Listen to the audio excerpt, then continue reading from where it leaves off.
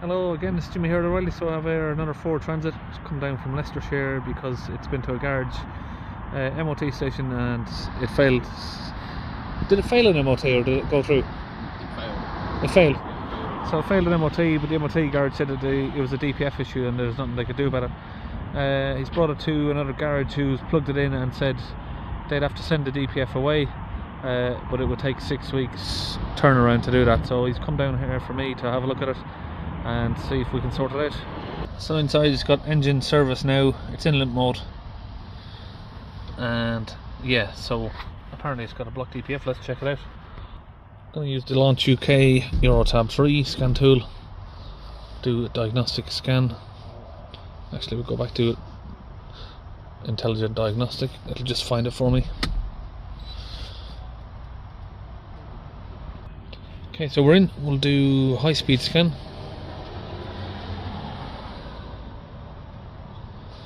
We have an ABS fault, we're not really going to be worried about that.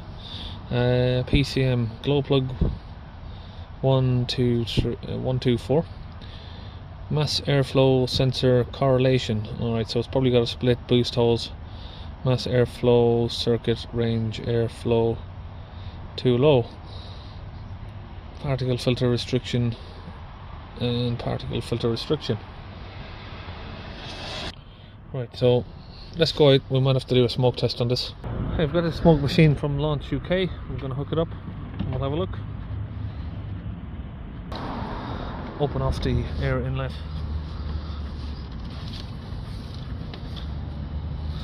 Right, we have a collapsed air filter. Right, so we might have to get the pipe off down here and see if there's any damage to the turbo. Okay, I found more issues. Is we've got oil everywhere down here. This pipe is split here, so the breather is kicking out oil down the tube here. Okay, I've just pulled that out. Doesn't seem to be any parts of the filter lying around there. Let's have a look down at the turbo now.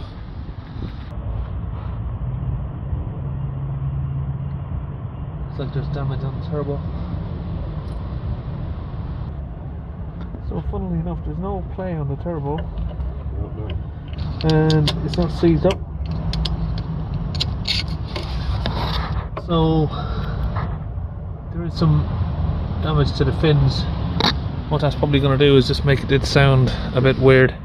You probably get like a hissing, whining noise, because that's going to make a weird sound when it's pulling the air in.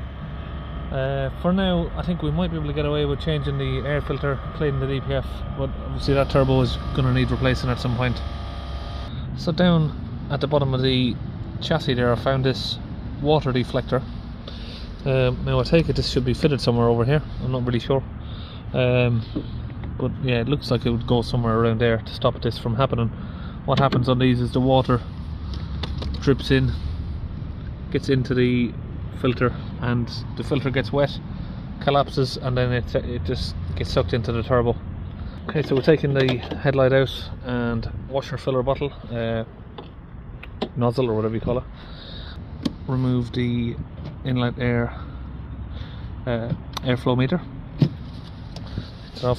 2 clips down the bottom here. We should be able to just pull this out of the way.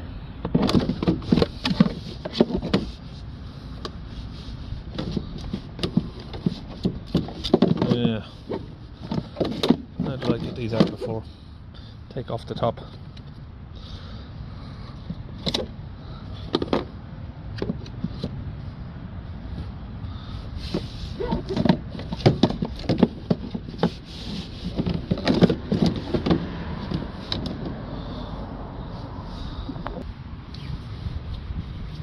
Jesus, I think this is probably the worst one I've ever seen. Look at that.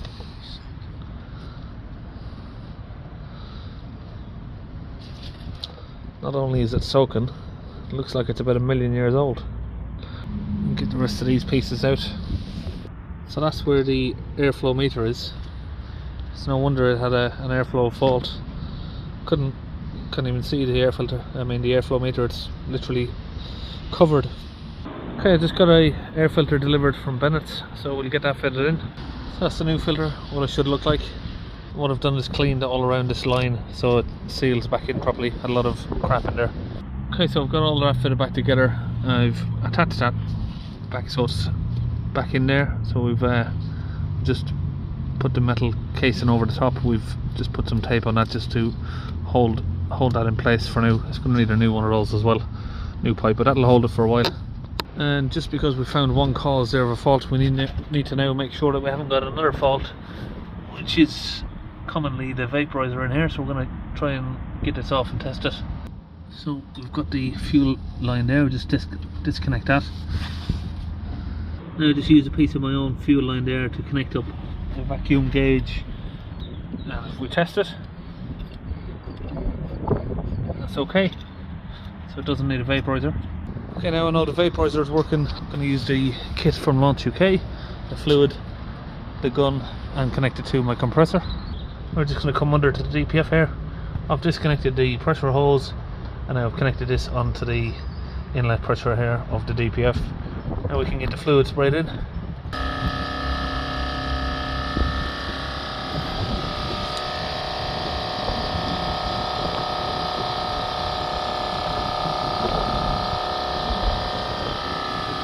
Okay, now we've disconnected some of that. You can see you've got a little puddle of the foam there on the floor. Now we can get back inside and we'll go to some live data.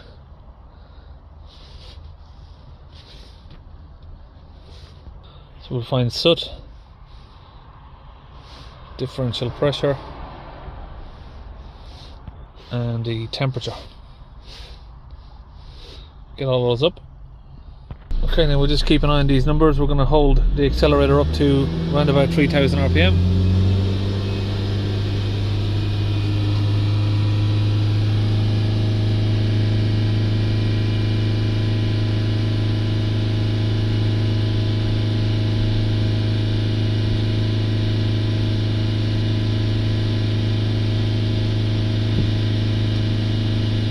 And if we keep an eye on the chart here, we should see that start to come down.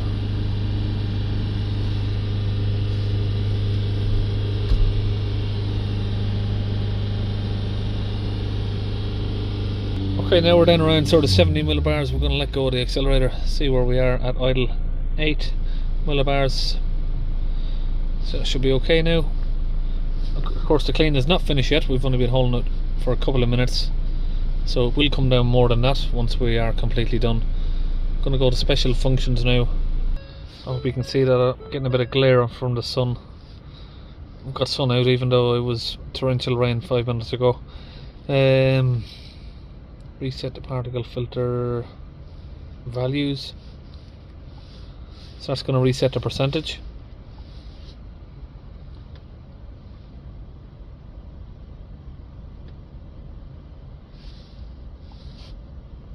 And then we can clear the fault memory. Now if we go back in and read, see what fault codes we have left. Now of course we're going to need to do glow plugs on this as well. Yep, we've got those up. But these don't affect the DPF on this because, well, they don't affect the regeneration. They are going to need doing because they do make the engine create more soot, but it doesn't affect the regeneration of the DPF. So now we can see that these here have been reset to 0 by resetting the DPF, and the pressure has now come down to 4 millibars at idle, so it's perfect. So the only light we've got on now is the fuel low light. Now under the van here we've got 2 pipes that go to the intercooler. I have checked those. We've checked both pipes, so there is no other air leaks. The air issue was mainly just caused by this air filter. So we are almost about done. So that's it, put the wheel back on and we're just about finished now. So I'll see you on the next video.